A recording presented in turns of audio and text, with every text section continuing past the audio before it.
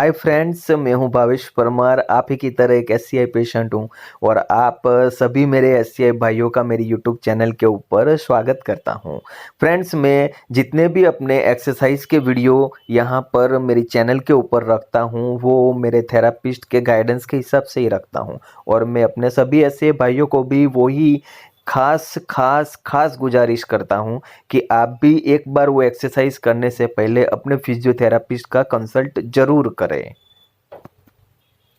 Hello friends, फिर से काफ़ी टाइम बाद आप लोगों के सामने एक यूरिन लीकेज और कैथेटर से ही रिलेटेड मैं वीडियो लेकर आ रहा हूँ।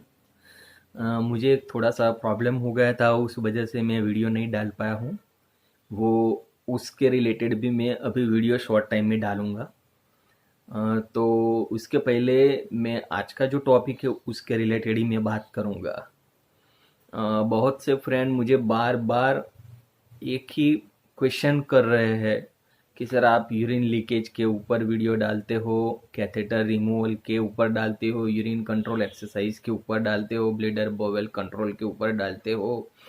ठीक है, कैथेटर में क्या क्या कर सकते हैं कि जिस वजह से हमारा रिमूव हो जाए, उसमें अगर ब्लॉक हो तो उसके लिए क्या करना है। लेकिन आपका क्या हुआ था? आपका कैथेटर कैसे रिमूव हुआ था? आपकी क्या इंजरी है? कंप्लीट है, इनकम्प्लीट है? आपने क्या फेस किया था? आपको कब फील हुआ? तो वैसे तो मैं सबको बोल ही चुका हूँ, बार बार बोलता भी हूँ, हर एक वीडियो में मैं बोलता हूँ कि please don't compare your injury with other spinal cord injured patient, क्योंकि हर एक स्पाइनल कोड इंजर्ड पेशेंट में दोस्तों रिजल्ट वेरीज होते हैं, अलग अलग होते हैं। ठीक है, हर एक की इंजरी का लेवल अलग होता है, वेदर इट इज़ कंप्लीट हो, इनकम्प्लीट हो, जो भी जिसको जिस तरीके से डिफाइन करना हो। ठीक है, लेकिन स्पाइनल कोड इंजरी अपने आप में एक ऐसी इंजरी है कि जिसको अभी तक कोई मेडिकल साइंस नहीं समझ पाया है, और वो ही इसका मेन रीज़न है कि अब तक वो क्यों नहीं सॉल्व हो पा रही है, उसका हल क्यों नहीं निकल रहा है। लेकिन आज दोस्तों, जो मैं आप लोगों के सामने स्पाइनल कोड इंजरी में जो मेन तकलीफ है, ठीक है, वो है कैथेटर रिमूव करने की। अगर सबसे पहले दोस्तों आपने कैथेटर रिमूव कर दिया ना, तो आप 50% प्लस आप टेंशन फ्री हो जाओगे। कैसे? क्योंकि मैं आपको ये भी समझा चुका हूँ कि कैथेटर कितना कितना तरीके से परेशान करता है। ठीक है, तो कैथेटर आपका बॉडी से अलग हो जाना मतलब कि आपका 50% टेंशन कम हो जाता है। ठीक है, आप कहीं भी आना जाना, घूमना फिरना, एक्सरसाइज करना, ये सारी चीज़ें आपकी हो जाती है।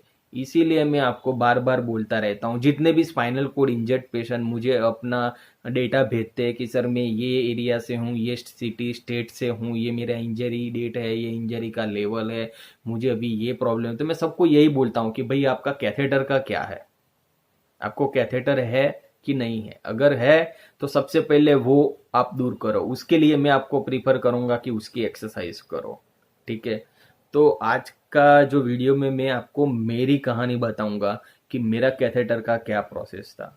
ठीक है, कि कैसे मैंने उसको रिमूव किया था। दोस्तों, जब मैं हॉस्पिटल से डिस्चार्ज हुआ, ठीक है, वो भी आपको अब तो सबको पता चल गया होगा कि 21 अक्टूबर 2020, आज से 3 साल पहले मैं हॉस्पिटल से जब मैं डिस्चार्ज होके घर पे आया, ठीक है, तब मेरे फिजियोथेरापिस्ट थे डॉक्टर हेमांगी ठक्कर। अभी उन्होंने अपना खुद का क्लिनिक और 360 रिहैब सेंटर ओपन किया है यहाँ अहमदाबाद में ही, और वो मेरे ऑक्यूपेशनल थेरापिस्ट थे। और उन्होंने पहले दिन से ही मेरी ब्रीथिंग एक्सरसाइज से शुरू किया था, सारी मेरी रिकवरी से रिलेटेड मैं वीडियो भी डाल चुका हूँ उनके। तो अभी उन्होंने फोकस करवाया मुझे यूरिन कंट्रोल एक्सरसाइज के ऊपर। ठीक है, तो शुरू शुरू में जितनी भी मेरे से जितनी हो सकती थी उस वक्त एक्सरसाइज, उतनी उतनी वो करवाते थे। मैंने वो आगे के वीडियो में बोला भी था कि कोई वीडियो में वो मुझे ऐसा भी नहीं करते थे कि जबरदस्ती करो, इतना तो करना ही है, इतने तो सेट लगाना ही है। तो उस वजह से क्या, मुझे भी एक मोरली सपोर्ट मिलता था कि नहीं, आज मुझे इतने ही यूरिन कंट्रोल एक्सरसाइज के सेट लगाने हैं। आज मुझे नो डाउट मुझे ये नहीं पता चलता था कि ये करने से क्या होगा। ठीक है, मुझे तो यहाँ तक भी फंडा क्लियर नहीं था कि ये करूँगा तो वाक़ई में क्या मेरा क्या, बस मैं तो यही, जितने भी स्पाइनल कोड इंजर्ड पेशेंट से उस वक़्त मैंने 1-2 महीने बात किया था ना फ़ोन के ऊपर, या जिन-जिन लोगों के मैं संपर्क में आया था, ठीक है, तो मैं खुद घबरा गया था कि यार ये कैथेटर, ज़िंदगी में कभी कैथेटर मुझे लगा नहीं था, पहली बार ही मेरे लाइफ़ में मुझे कैथेटर लगा था। और जो भी थे बस ऐसा ही बोलते थे कि यार ये तो स्पाइनल कोड इंजरी है, इसमें तो आपको सेंस ही नहीं है, आपका तो नीचे का कंट्रोल ही चला गया है।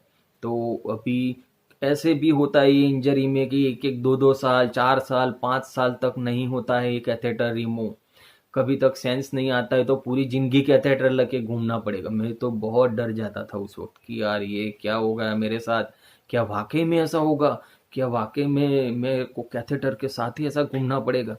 तो मैं ऐसा बहुत डरा रहता था।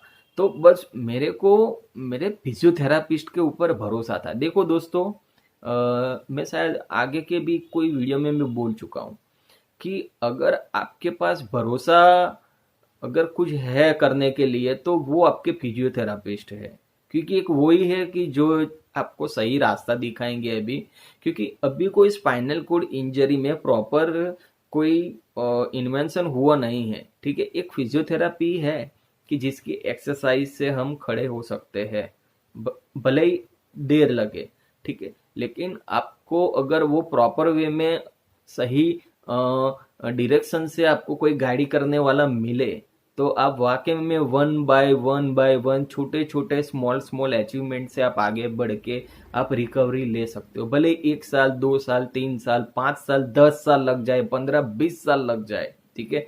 जरूरी नहीं है कि आप 5-6 महीने में खड़े हो जाए, लेकिन एक दिन आप पक्का खड़े होंगे, ठीक है। लेकिन उसके लिए आपको अपने अंदर, आपकी एक्सरसाइज के अंदर, आपके थेरापिस्ट के अंदर भरोसा करना पड़ेगा। बीच में बहुत तकलीफें आएंगी, बहुत से मुझे कॉल आते रहते हैं, ठीक है, यूरिन लीकेज के, स्टूल के लीकेज के, बैक पेन के लिए फिर कमर में ये रहता है, मुझे घुटनों में ये, पैरों में तनाव, स्टिफनेस हो जाती है, ये बहुत पागल हो जाते हैं लोगों को सुन सुनकर। लेकिन क्या है कि यार सही बात है, जो दूर से गुजर है। तो जब मेरे को मेरे थेरापिस्ट ने जो यूरिन कंट्रोल की सारी एक्सरसाइज उस वक्त कराते थे, ठीक है, मैं सारी एक्सरसाइज के वीडियो अभी मैंने आगे के आप यहाँ पे देख सकते हैं, देखिए कि ऐसे मैंने ये सारी यूरिन कंट्रोल एक्सरसाइज की, जिसमें कीगल एक्सरसाइज थी, कीगल एक्सरसाइज के साथ साथ ब्रीथिंग एंड ब्लो अप की जो एक्सरसाइज थी वो भी एक्सरसाइज थी, उसी के साथ different types of catheter blocks की एक्सरसाइज थी, और लास्ट में यूरिन स्टिम्युलेशन थे। तो ये चारों टाइप की एक्सरसाइज मेरे जो फिजियोथेरापिस्ट थे हेमांगी मैडम, वो मुझे करवाते थे, ठीक है। उसमें से चारों में से एक भी एक्सरसाइज के ऊपर मेरा 100% तो छोड़ो, 50% भी ग्रिप नहीं था, ठीक है। जब मैं कीगल एक्सरसाइज करता था तो मुझे समझ में भी नहीं आता था कोई मसल्स में, ठीक है, कि मुझे इतना भी पेल्विक लिफ्ट करना है। इवन कि मेरी कमर के नीचे से टावल भी नहीं पसार होता था। मैं टावल पास करने जाते थे मेरे मैडम, मैं ब्रिजिंग करने के लिए लिफ्ट होता था। तो आप यहाँ पे देख सकते हैं ये वीडियो में, देखिए कि मेरा बॉडी कितनी दुरुस्त हालत में पड़ा हुआ है, और मैं उस बीच से मैं निकलने मतलब कि टावल तो छोड़ो, लेकिन आप देखो कि मेरा कितना ब्रिजिंग है, ठीक है। तो ये सारी चीजें, ये सब तकलीफों से मैं निकल के यहाँ तक पहुंचा हूँ। तो वो मुझे नहीं पता था कि ये सब कैसे होगा, लेकिन मुझे इतना जरूर पता था कि ये मैं करूँगा तो एक ना एक दिन मैं उससे बाहर निकलूँगा, ठीक है। और फिर मैं धीरे धीरे ये सारी एक्सरसाइज करता गया, मुझे धीरे धीरे ये एक्सरसाइज में ग्रिप आने लगा, और मुझे समझने भी लगा अपने मसल्स पावर को कि अगर ये तरीके से मैं करूँगा तो मुझे धीरे धीरे धीरे धीरे मेरे जो ब्लेडर के मसल से, बोवेल के मसल से वो समझ में आएंगे। और उसी तरीके से मेरे जो मेरी सेंस आई थी, वो सबसे पहले सेंस आई थी वो है मेरे स्टूल पास की सेंस, और उसके बाद मेरी यूरिन की सेंस आई थी कि मुझे अब यूरिन पास होने का फील हो रहा है। तो जब मेरे जो घर पे भी कैथेटर चेंज करने के लिए भाई आते थे, जॉयसन भाई है और किंगसन भाई, दो थे, जो कि रेगुलर हर एक वीक में आते थे मेरे कैथेटर चेंज करने के लिए। तो उन्होंने भी मुझे गाइड किया कि भावेश भाई आप है ना कैथेटर ब्लॉक के ऊपर थोड़ा फोकस करो, ठीक है। अगर आप कैथेटर ब्लॉक की एक्सरसाइज करोगे ना तो उसमें आपको 100% रिजल्ट मिलेगा, ठीक है। नो डाउट तकलीफ आएगी, यूरिन लीक हो जाएगा, यूरिन साइड में से थोड़ा आपके कपड़े गंदे होंगे, बेडशीट वगैरह ये होगा, थोड़ा परेशानी आएगी। तो आपको उसको बाइफरगेट करके भी कैसे भी करके वो परेशानियां झेल कर भी वो करते रहना है, ठीक है। तो जैसे जैसे आप करते जाएंगे तो आपको उसमें ज़रूर फ़र्क होगा, ठीक है। और आपको जैसे ही फ़र्क होगा तो आपको एहसास होगा कि मेरे को वाकई में यूरिन आ रहा है, ऐसा फील होगा। तो मैंने ऐसा धीरे धीरे धीरे अक्टूबर, नवंबर, दिसंबर, जनवरी, फरवरी, ये 3-4 महीने मैंने वो ही किया। मेरे को खुद का कोई टारगेट नहीं था कि मैं कब तक कर लूँगा, लेकिन मेरा इतना जज्बा जरूर था अंदर का कि यार मेरे को कैसे भी करके यार ये जमेले से निकलना है। सबसे पहले मेरा एक दिमाग में फंडा क्लियर हो गया था, ठीक है, कि यार मुझे कुछ भी हो जाए लेकिन ये कैथेटर से बस बाहर निकलना है, क्योंकि अगर मैं कैथेटर से बाहर नहीं निकला ना तो मैं कुछ भी नहीं कर पाऊंगा, ठीक है। इवन मैं इतना आपके साथ एक और चीज़ भी शेयर करूंगा कि फ्रेंड्स जितने भी अपने स्पाइनल कोड इंजर्ड पेशेंट है, बहुत सारे ऐसे भी होंगे, उनकी पर्सनल बात भी मैं करूंगा यहाँ पे कि कुछ ऐसे भी पेशेंट होंगे कि जो स्पाइनल कोड इंजरी है सबसे पहले आपका, तो आपका पर्सनल लाइफ डिस्टर्ब हो गया होगा, आपका जो इरेक्शन है वो भी आपका चला जाता है, ठीक है, 100% चला जाता है। कुछ ही ऐसे पेशेंट होते हैं कि जिनका पार्शियल इरेक्शन वगैरह आता है जिनेटल्स में, ठीक है। लेकिन क्या है कि अगर वो उनको फील करना है तो भी वो उनका जो कैथेटर लगा है उस वजह से वो इरेक्शन फील नहीं कर पाते हैं, ठीक है, क्योंकि जो उनके जेनिटल्स में कैथेटर चला गया है तो वो उनको पता नहीं चलता है कि कितने प्रोपोर्शन में इरेक्शन आ रहा है, ठीक है। इवन कभी कभी वो सीड्यूस भी होते हैं वाइफ के साथ इंटरकोर्स करने के लिए, लेकिन तब भी वो कैथेटर बीच में आता है कि जिस वजह से वो लोग इंटरकोर्स नहीं कर पाते हैं, ठीक है। ये मेन चीज़ है। तो तब भी वो तड़पने लगते हैं कि यार हमको इंटरकोर्स करना है लेकिन वो नहीं कर पाते हैं। तो मैं उस वजह से भी बोलता हूँ कि कैथेटर ये मेन पहलू है कि कैसे भी करके आप कैथेटर को निकालो, ठीक है फ्रेंड्स। क्योंकि इसका ये जो मतलब कि जो आपकी पर्सनल लाइफ है, आपकी जो सेक्सुअलिटी है, उसके रिलेटेड भी मैं स्पेसिफिक वीडियो डालूंगा। बहुत से फ्रेंड ने मुझे इसके रिलेटेड भी क्वेश्चन पूछे हैं कि सर स्पाइनल कोड इंजरी के बाद सेक्सुअल लाइफ क्या है, ठीक है, आप कैसे सेक्स कर सकते हैं, आपका आपकी पर्सनल लाइफ कैसे होगी, ठीक है, आप वाकई में अपने वाइफ के साथ या वाइफ हस्बैंड के साथ सेक्स कर पाएगी या नहीं कर पाएगी, ठीक है। तो ये मैं आपको पूरा डिटेल में समझाऊंगा कि क्या है उसकी लाइफ और कैसे कर सकते हो, ठीक है। देखिए स्पाइनल कोड इंजर्ड पेशेंट मैं समझता हूँ कि ये बहुत परेशान हो जाते हैं, बहुत से लोग डीमोटिवेट हो जाते हैं, मिसगाइड भी हो जाते हैं ये इंजरी को लेकर, गलत फहमियों में आकर दूसरी रॉन्ग एडवाइस को लेकर। लेकिन मैं आपको वही बताऊंगा, वही बात करूंगा कि जो मैं खुद फेस किया हूं और मैंने जो खुद इम्प्लीमेंट किया है अपने आप के ऊपर, ठीक है। लेकिन मैं अभी जो बात कर रहा हूँ टॉपिक की, तो वो वही है कि क्यों कैसे कैथेटर को रिमूव करना है। तो वापस मैं टॉपिक के ऊपर आता हूँ कि कैथेटर का एक मेन पहलू यही भी है कि आपकी पर्सनल लाइफ को भी इम्प्रूव करने के आपको अगर ज़्यादा उम्मीद है तो वो है आपका कैसे भी करके कैथेटर रिमूव करोगे तभी होगा। अदरवाइज आप कैथेटर जब तक रिमूव नहीं करोगे तब तक तो आप अपनी पर्सनल लाइफ भी एंजॉय नहीं कर पाओगे, या तो आपको पता ही नहीं चलेगा कि आप वहां तक पहुंचे हो कि नहीं, वो लेवल तक कि आप वो इंटरकोर्स कर पाओगे कि नहीं कर पाओगे, ठीक है। तो मैं आज थोड़ा बहुत खुल के आपके सामने आया कि वाकई में स्पाइनल कोड इंजर्ड पेशेंट में क्या है ये लाइफ, लेकिन उसके बारे में मैं स्पेसिफिक वीडियो बनाऊंगा। अभी वो टॉपिक है नहीं, इसीलिए मैं इसका वीडियो में डिटेल में नहीं डाल सकता हूँ आप लोगों के सामने, ठीक है। और ये वीडियो भी अभी क्या है 18+ कंटेंट में मैंने नहीं डाला है, इसीलिए ये सारे लोग देखते होंगे, इसलिए मैं अपने स्पाइनल कोड भाइयों के लिए बहनों के लिए अलग से मैं डालूंगा। अच्छा, अब कैथेटर में क्या है दोस्तों कि यही कोई 3-4 महीने ये सारी मैंने एक्सरसाइज की, मैंने आगे आपको वीडियो भी बताया कि मेरे को कितनी तकलीफें आ रही थी, लेकिन मैं फिर भी ये तकलीफों के बीच में ये सारे प्रॉब्लम जो अभी आप रो रो के मुझे एक्सप्लेन करते हो, वो भी मैं भी रोया करता था। ये मैं अपने डायरी में ये सारे प्रॉब्लम से ये मैं लिखा करता था। ये एक एक सारे प्रॉब्लम है, देखो इसमें मैंने सब कुछ लिखा हुआ है। मुझे कितनी बार यूरिन लीकेज हुआ, कितने मैंने डायपर चेंज किए, कितना मेरे कपड़े चेंज किए, सब मैंने लिखा हुआ है इसमें। ये सारा वही है, यूरिन लीकेज से स्टूल पास ये हो गया, वो हो गया, सब गंदा हो गया, ये वो दर्द भरा गंदगी भरा ही मेरा इतिहास है। कोई नवाई नहीं है स्पाइनल कोड इंजरी में, ठीक है। लेकिन हमको कैसे भी करके उसमें जजूमते रहना है, ठीक है। तो मैंने उसमें वही किया। मैं आपको बताऊंगा कि क्या कि 4 मार्च 2020 को मुझे पहली बार यूरिन का सेंस आया था।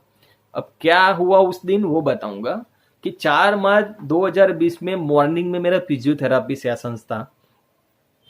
तो वो सेशन में जब मैडम आए तो मैडम से एक्सरसाइज करते वक्त ही मैंने उनके साथ डिस्कस किया कि मैडम मेरा को अभी इतने टाइम जो मैंने एक्सरसाइज किया, इतने टाइम ये यूरिन का जो कैथेटर ब्लॉक की एक्सरसाइज भी किया, यूरिन के स्टिमुलेशंस भी हम रेगुलर लेते थे, तो मुझे मैडम ऐसा लग रहा है कि मेरे ब्लेडर धीरे धीरे फूल हो रहा है, मुझे थोड़ा बहुत पेन भी हो रहा है, भारी भारीपन सा लग रहा है। और कभी कभी जब मैं ब्लॉक करने के बाद जैसे ही मैं ब्लॉक के रिमूव करता हूँ और मैं यूरिन पास करने की कोशिश करता हूँ, तो मुझे ऐसा लगता है कि मैं खुद पास कर रहा हूँ। कैसे? तो मैंने जैसे ये जो यूरिन में कैथेटर ब्लॉक एक्सरसाइज में समझाया था, वैसे ही मुझे खुद फील हुआ वही, कि जैसे कि मैं कैथेटर जो है पाइप, यूरिन पाइप, उसमें से जैसे यूरिन पास हो रहा है, तो मैं अगर प्रेशर नहीं लगाता हूँ तो वो धीरे धीरे निकलता है, लेकिन जब मैं थोड़ा फोर्स लगाता हूँ एकदम से जोर से निकलना शुरू हो जाता है। फिर जैसे ही मैं प्रेशर स्लो कर देता हूँ तो यूरिन भी आना स्लो हो जाता है। फिर वापस मैं प्रेशर लगाता हूँ तो वापस फोर्स, मतलब कि मुझे लगा कि ये प्रेशर लगाने से निकल रहा है, फिर प्रेशर छोड़ देने से वापस लो हो जाता है। मतलब कि अगर मैं वहाँ पे, मतलब कि मेरे जीनेटल्स में यूरिन पाइप कैथेटर नहीं होगा तो मैं आराम से यूरिन पास कर पाऊंगा। तो मैडम खुश हुए कि नहीं चलो अच्छी बात है, अगर आपको वो फील हो रहा है तो इन शॉर्ट आपको एटलीस्ट नॉर्मल यूरिन आपको आ सकता है और आपको यूरिन का फील भी हो रहा है। तो मैंने एक और चीज़ पूछी कि क्या मैं कैथेटर रिमूव करके वो देख सकता हूँ मैडम? तो उन्होंने बोला कि कोई बात नहीं, ऐसा हो तो आप देखो कैथेटर रिमूव करवा के कि क्या होता है। तो उन्होंने बोला कि आप एक बार चेक कर लेना, ये सेशन ख़त्म हो जाए। तो फिर मैडम का सेशन ख़त्म हो गया तो फिर मैंने जो अपने भाई थे जयसन भाई, उनको कॉल करके बोला कि जयसन भाई अभी मेरे को ऐसा लग रहा है जो कैथेटर ब्लॉक की एक्सरसाइज किया कि अगर मैं ये कैथेटर रिमूव करूं तो मेरे को यूरिन आ सकता है। तो उन्होंने बोला कि यार वेरी गुड, बहुत अच्छा है बॉयस भाई, लेकिन आप एक काम करो, अभी मैं सोच रहा हूँ कि मैं कैथेटर रिमूव करूँ, लेकिन मैं अभी बाहर हूँ तो मेरे को आते आते शाम को 6-7 बज जाएंगे। तो मैंने बोला कोई बात नहीं, देखो अभी मेरा यूरिन बैग में यही कोई 600-700 ml यूरिन पड़ा है, तो मतलब कि अभी मेरा ब्लेडर एम्प्टी है। तो अभी मैं दोपहर को ढाई ढाई बजा है, 2:30-3 बजे है, तो मैं इतने बजे अगर मैं निकालता हूँ तो भी यूरिन ब्लेडर फुल होते होते तो कम से कम 5-6 घंटे हो जाएंगे, या तो 2-3 घंटे बाद एटलीस्ट इतना तो फील होगा कि ब्लेडर में 200-300 ml 400 ml, ज़्यादा से ज़्यादा मैक्सिमम 400 ml यूरिन आया है, ठीक है। तो बोला कोई बात नहीं, अगर ऐसा कुछ हुआ तो मैं 6-7 बजे से पहले तो मैं आ ही जाऊँगा, ओके। कि अगर आपका ये कोई प्रॉब्लम हुआ तो मैं दूसरा कैथेटर अगर आपको डाल दूंगा, अगर आपका नॉर्मल यूरिन नहीं आता है तो। मैंने बोला ओके। तो ये कंडीशन पे फिर मैंने खुद ही वो सीरिंज इंजेक्शन से पानी खींचा और धीरे धीरे धीरे धीरे करके पूरा कैथेटर निकाल लिया सांसें छोड़कर। पहली बार मैंने खुद निकाला कैथेटर। अब फ्रेंड्स मेन चीज थी कि यूरिन आएगा कि नहीं। अब मुझे वापस 20 अक्टूबर 2020 वाली जो मैंने अभी पिछले वीडियो में बताया था वो पूरा दिन याद, रात का, सुबह से रात का दिन याद आ गया कि अभी वो दिन ना हो तो अच्छा है कि जब मुझे सुबह 7 बजे से लेकर रात को 11 बजे तक सिंगल ड्रॉप यूरिन नहीं आया था। ठीक है, और रात को 11 बजे मुझे उन्होंने कैथेटर हॉस्पिटल में करके फिर 900 ml यूरिन निकाला था। तो 3 बजे मैंने खुद कैथेटर निकाला। अब वेट एंड वॉच था कि कब यूरिन आता है। तो अभी मैंने डायरी में मैंने लिखा है, मैं वही पढ़ूंगा कि 3 बजे के बाद यहाँ पे मैंने खुद कैथेटर रिमूव किया और उसके बाद शाम को उसके 1.5 घंटे बाद 4:30 बजे और मैंने पानी थोड़ा ज़्यादा पीना शुरू किया और उसके आधे घंटे बाद यही कोई 5 बजे के अराउंड यूरिन पास होगा ऐसा मुझे फील हुआ कि मैं यूरिन पास कर पाऊंगा, ऐसा मुझे सिर्फ फील हुआ। तो मैंने 5:15 को वापिस मुझे फिर से फील हुआ। ठीक है, ऐसा मुझे कम से कम 4 से 5 बार फीलिंग आया, लेकिन एक भी बार मेरा यूरिन पास हुआ नहीं। मतलब कि 4:30 से लेकर 5:15 आधे घंटे के अंदर मुझे 5 बार फीलिंग हुआ कि अब यूरिन पास होगा। तो मेरे पास ये यूरिन टब था। ठीक है, आप इसमें यूरिन देख सकते, मेरे पास ये यूरिन टब था। तो उसमें मैं तुरंत ही यूरिन रख देता था। ऐसा 5 बार रखा मैंने, लेकिन एक भी बार मेरा यूरिन पास हुआ नहीं। ठीक है, और फिर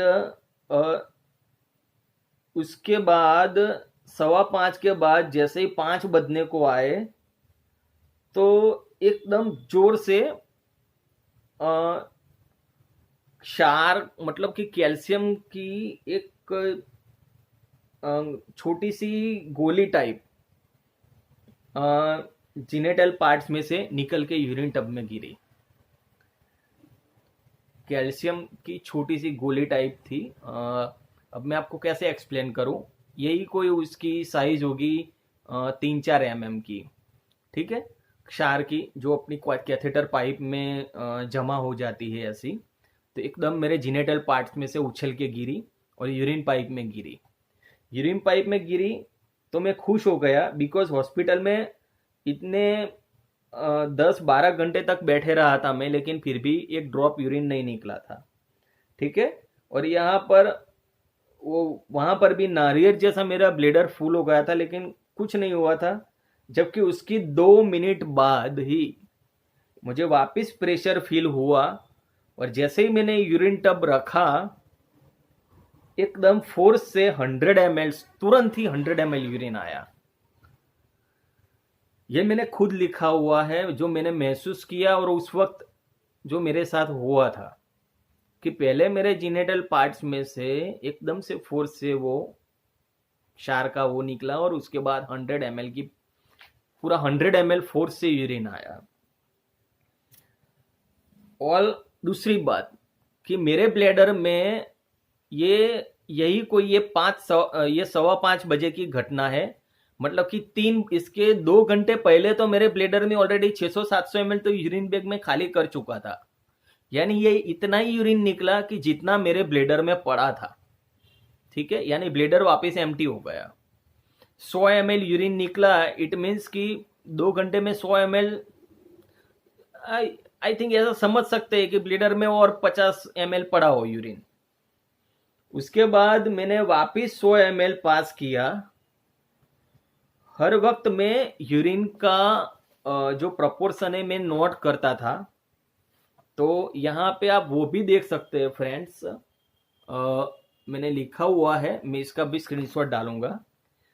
कि हर वक्त मुझे जो यूरिन पास होता था फील होकर, तो उसका मैं यहाँ टब में टब रखकर जो मैं नोटिस करता था कि जब 5:15 बजे 50 ml हुआ पास, उसके बाद 5:30 बजे 100 ml, उसके बाद 5:45 को 75 ml, फिर 6:10 को 100 ml, 6:40 को 75 ml, 7:15 को 50 ml, 7:30 को 100 ml, 7:55 को 50 ml, 8:75 ml, 9:40 को 100 ml, 10:05 को 125 ml, 10:40 को 50 ml, 11:55 को 50 ml, रात को 1:05 को 50 ml, 2:30 को 50 ml, 2:35 को 100 ml, 4:20 को 75 ml।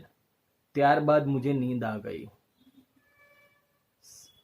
कंटिन्यूअस 3 घंटे तक 7:30 बजे मैं जगा सुबह में, और मैंने यूरिन देखा, बट चद्दर खींचने की वजह से यूरिन टब बेड में ये हो गया, तो उस वजह से सारा यूरिन मेरे बेड के अंदर ही वो गिर गया।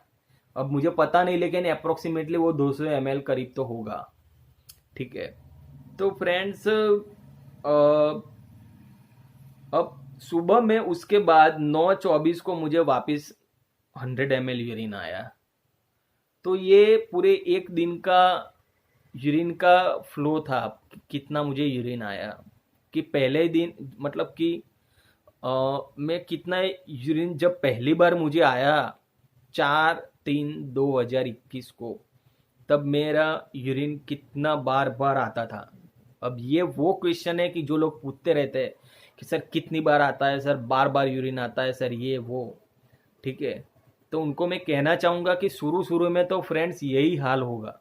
ठीक है, आपने देखा ना यहाँ पे कि 5:15 को, 5:30 को, 5:45 को, हर 15-15 20-20 मिनट में यूरिन आता था पहले दिन पे तो मुझे, और अभी मैंने ये यूरिन पास किया है। ठीक है, अभी ये इसका कंटेंट है 200 ml, एग्जैक्ट 200 ml है। अभी ये मैंने 200 ml पास कर लिया, तो यही कोई 1.5-2 घंटे बाद, 3 घंटे बाद ही मुझे वापस यूरिन का फीलिंग आएगा और मैं करूँगा। ठीक है, तो मैं अभी ये लेवल पे पहुंचा हूँ। तो ये चीज़ है, लेकिन उसके लिए आपको कंटिन्यूस फ्रेंड्स एक्सरसाइज पूरे डेडिकेशन के साथ करनी पड़ेगी, तब जाके आप ये लेवल तक पहुंच सकते हो। उसके बाद 5 तारीख को भी मैंने वो सब मैंने लिखा हुआ है कि भाई ये 5 तारीख को भी 9:24 को जो मैंने आगे बोला था कि सुबह में 9:24 100 ml, उसके बाद 10 बजे 100 ml। देखिए अब 100 ml की कैटेगरी में मैं आ गया, कि जो मैं 50-75 ml की कैटेगरी में था, 125 ml की कैटेगरी में था, अभी कंटिन्यूस 100 ml पर आ गया।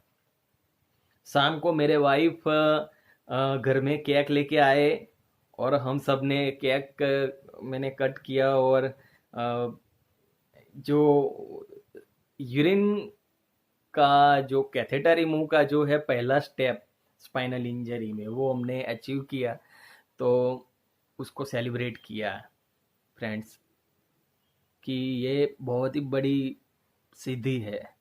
क्योंकि जो फ्रेंड अभी इसका मेन इम्पोर्टेंस जानते हैं वही समझ पाएंगे कि वाकई में स्पाइनल कोड इंजरी में इसका कितना महत्व है। ठीक है, तो बस मेरा यही आप लोगों से कहना था।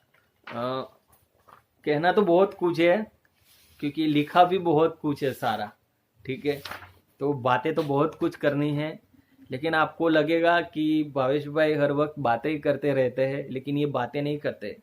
ये वो करता हूँ मैं कि जो मैं महसूस किया हूँ, जो मैं फील किया हूँ, और बोलता भी वही है, बातें भी वही करता है कि जो उसने महसूस किया हूँ। ठीक है, कुछ लोग मेरे वीडियो में कमेंट्स भी डालते हैं कि ये तो बहुत बातें बहुत करते हैं, समझाते कम है। तो भाई ये बातें नहीं करते, ये वही बोलते हैं जो हमारे एक्सपीरियंस है। ठीक है, जो हमारे फेस किया हुआ है। और कहना भी हमको इसलिए अच्छा लगता है कि मैं हर एक पेशेंट से, मैं एक एक पेशेंट से इंडिविजुअली फ़ोन के ऊपर नहीं बात कर सकता हूँ मैं। ठीक है, मैं उसीलिए बोलता हूँ कि आप मुझे वॉइस मैसेज छोड़ दो। ठीक है, ये उसीलिए बोलता हूँ। तो लास्ट में मैं आप सबको यही बताऊंगा कि कभी हिम्मत मत हारो, ये आप एक्सरसाइज करते रहो, आपको जरूर फर्क होगा, आपका कैथेटर जरूर रिमूव होगा। ठीक है, आपका यूरिन के ऊपर भी कंट्रोल आएगा। मेरा भी अभी 100% कंट्रोल नहीं है, मेरा भी कभी कभी लीक हो जाता है। ठीक है, मैं चाहूँ कंट्रोल करना तो भी मैं 15-20 ml तो मेरा लीक हो ही जाता है, विदर इट इज व्हीलचेयर में बैठा हूँ कि बेड के ऊपर बैठा हूँ। हाँ, उसके बाद मैं यूरिन टब रखता हूँ तो 200-250 ml निकालता हूँ, लेकिन उसके पहले तो 15-20 ml तो निकल ही जाता है। ओके फ्रेंड्स, तो आप सभी भाइयों को फिर से मेरा एक ही एडवाइस, एक ही मैसेज कि आपको अगर ये वीडियो, ये मैसेज अगर अच्छा लगा हो तो आप ज़रूर इसको इम्प्लीमेंट करिएगा और आप ज़रूर कैथेटर से फ्री होंगे। ठीक है, कभी भी उम्मीद मत खोइए। और लास्ट में आप सबको मेरा एक ही मैसेज कि हौसला कभी मत हारिएगा। ठीक है, आप सबको मेरा बेस्ट ऑफ लक।